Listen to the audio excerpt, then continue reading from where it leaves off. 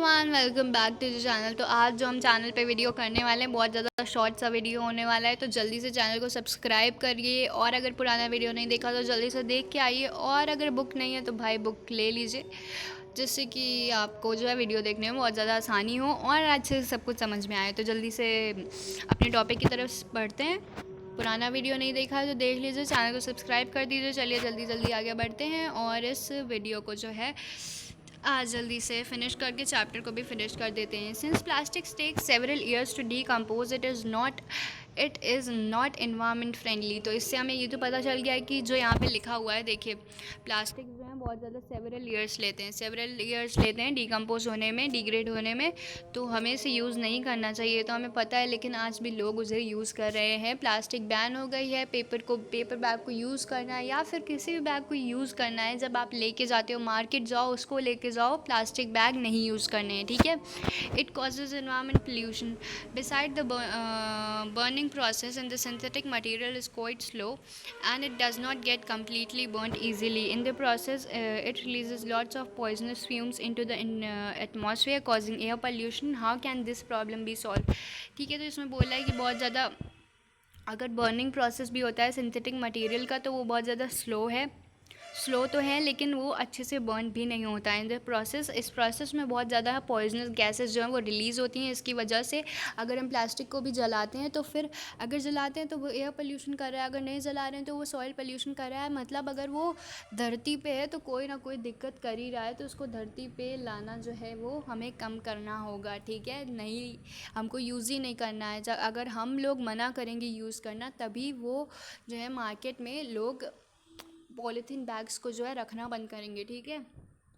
तो अब बोल रहा है कि ये प्रॉब्लम कैसे सॉल्व होगी, how can this problem be solve, ठीक है। तो यहाँ पे दिया हुआ avoid the use of plastic as far as possible. तो बहुत ज़्यादा अवॉइड करो प्लास्टिक का use. Make use of bags made of cotton और jute when you go for shopping. तो अगर हमको क्वेश्चन पूछा जाए कि हाउ टू क्या था, यहाँ पे क्वेश्चन लिखा हुआ है how can this problem B solved. तो अगर क्वेश्चन आए कि how can be the problem of using polythene bags can be solved, तो आपको आंसर आएगा, क्या आंसर आएगा, क्वेश्चन पूछा जाएगा तो आपको आंसर ये आएगा कि avoid the use of plastic as far as possible. पहला पॉइंट ये। Make use of bags made up of cotton और jute when you go for shopping के लिए अगर आप जा रहे हो तो अपना खुद बैग लेके जाओ कॉटन या जूट का। The biodegradable and non biodegradable waste should be collected separately and disposed of separately. तो दूसरा ये कि बायोडिग्रेडेबल वेस्ट को अलग रखो आप, और नॉन बायोडिग्रेडेबल को अलग, और दोनों को अलग अलग सेपरेटली आपको फेंकना भी है। Practice this in your homes. Can you suggest some other ways in which you can contribute towards reducing the use of plastic materials? तो अगर क्वेश्चन आपको लिखना हो तो ये काफ़ी ज़्यादा अच्छा क्वेश्चन है कि what are the ways in which you can contribute towards the reducing the use of plastic material। तो इसका आंसर यहीं पे जो ये पॉइंट्स बताए हुए मैंने, इसका आंसर यहाँ पे है, ठीक है।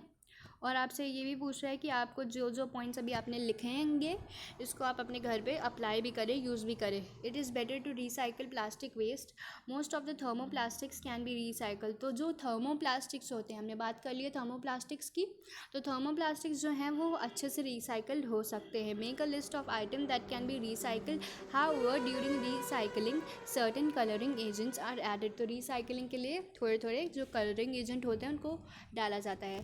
This limits its uses, especially for storage of food. As a responsible citizen, remember the 5 R's principle: reduce, reuse, recycle, recover and refuse। तो आपको बताया गया है कि अगर आपसे पूछा जाए कि what are the 5 R's, तो what are the 5 R's principle, ठीक है। तो reduce, reuse, recycle, recover, refuse, ठीक है। तो reduce, अगर reduce बोला गया है तो reduce में पहला एग्ज़ाम्पल आप ये दे सकते हो कि अगर जैसे कि आपके पास, आपको से नो टू प्लास्टिक बैग्स, ठीक है, रिड्यूस करो प्लास्टिक को यूज़ करना। दूसरा रीयूज़ ऐसे कि जैसे आपने कोई बॉटल ली, जैसे आपने अचार ख़रीदा, ठीक है, अचार जो पिकल की बॉटल आती है वो आपने ख़रीदी है। अब उसके बाद वो ग्लास की होती है ना, ग्लास की होती है। उसके बाद आप उसको घर पे रख लो, उसको आप फेंको मत, या फिर उसका रीयूज़ करो, उसको फिर से यूज़ करो कोई और चीज़ रखने के लिए, ठीक है, उसको रीयूज़ करो। तो रीयूज़ का एग्जांपल ये हो गया रिसाइकल, जैसे कि कोई भी चीज़ हो गई, पेपर हो गया, पेपर को आप फिर से रिसाइकल करके फिर से यूज़ कर लो। रिकवर, रिकवर कर लो किसी भी चीज़ को, ठीक है। उसके बाद रिफ्यूज़, रिफ्यूज़ में वही कि जैसे कि आपको रिड्यूस रिड्यूस करो प्लास्टिक को यूज़ करना, और रिफ्यूज़ में मना करो, से नो टू प्लास्टिक बैग्स, कि प्लास्टिक बैग्स को हमें यूज़ नहीं करना है, ठीक है। फाइबर वाइज दिया हुआ है, ये सारी चीज़ें आप खुद पढ़ सकते हो, आप इतने बड़े हो गए हो।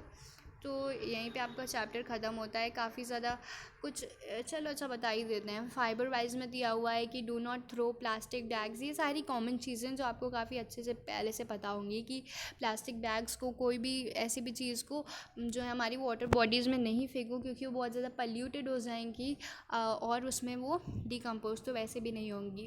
Take a cotton carry bag और jute bag while going to shopping, shopping के लिए जा रहे हो तो फिर कॉटन बैग और जूट बैग ही लेके जाओ। Try to minimise the use of plastic materials, plastic को बहुत ज़्यादा मतलब यूज़ ऐसा सोचो कि हमें यूज़ ही नहीं करना है, तो आप थोड़ा यूज़ करोगे, ठीक है, कम यूज़ करो। यूज़ स्टील लंच बॉक्स, ठीक है, जैसे कि आप प्लास्टिक का लंच बॉक्स अगर स्कूल ले जा रहे हो तो स्टील का ले जाओ, बॉटल स्टील की ले जाओ, मतलब आप स्टील को यूज़ करो, प्लास्टिक को मत यूज़ करो, ठीक है। तो चलिए बस ये चैप्टर यहीं पे ख़त्म होता है, और अगर कोई भी क्वेश्चन हो तो प्लीज़ कमेंट बॉक्स में ज़रूर पूछेगा, और चैनल को सब्सक्राइब करना बिल्कुल भी मत भूलिएगा। लाइक कर दीजिएगा वीडियो।